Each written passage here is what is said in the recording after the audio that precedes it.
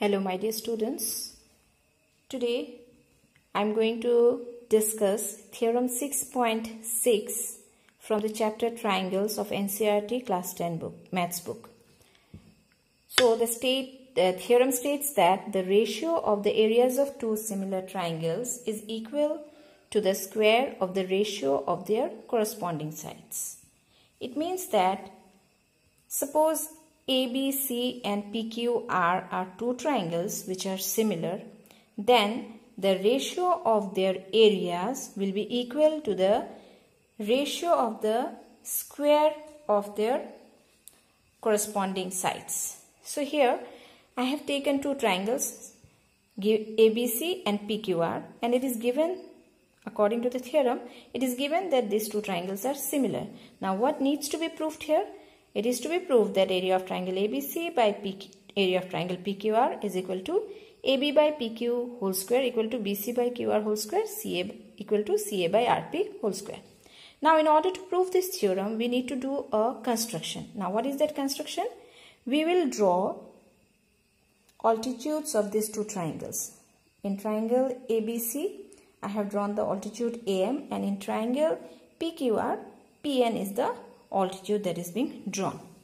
Now we will start the proof as, see, when we have drawn the altitude, we are having the altitude with us, then the area of this triangle can be given by half into base into altitude. So here when ABC triangle is being considered, I can write the area of this triangle to be equal to half into base, that is BC, and altitude is AM. Similarly, in case of triangle PQR, area of triangle PQR can be written as half into base, that is QR, into altitude, that is PN. So we have written area of ABC is equal to half into BC into AM, and area of PQR is equal to half into QR into PN.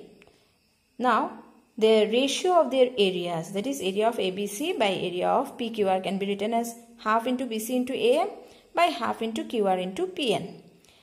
Half gets cancelled, so we are left with BC into AM by QR into PN. So I have given this equation number 1. Okay. Now after this step, we need to move forward and see what we have to do is, now we can consider the triangle ABM and triangle PQN. Now what we get in these two triangles is, see, these two triangles ABC and PQR are given to be similar. Okay, so it is given, it means that their corresponding angles will be equal. So can we write angle B is equal to angle Q? Definitely. Also see, this angle M and this angle N, both are of measure 90 degrees since AM and PN are perpendiculars. So we are having in these two triangles, we are having two corresponding angles to be equal. So by angle similarity criterion, we can definitely say that triangle ABM is similar to triangle PQN.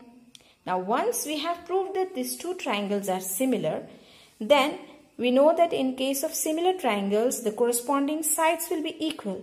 So we can write that AM by PN, because AM's corresponding side is PN. AM by PN is equal to AB by PQ. Okay.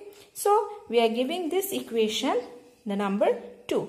Here I have written how this equation comes, means how this particular equation can be written, because these are the corresponding sides of similar triangles. Okay.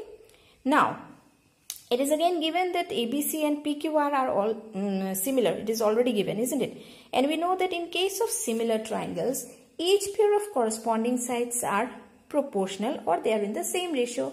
So in ABC and PQR, AB's corresponding side is PQ, BC's corresponding side is QR, and AC's corresponding side is PR. So we can definitely write AB by PQ is equal to BC by QR is equal to AC by PR. We are giving this equation the equation number 3.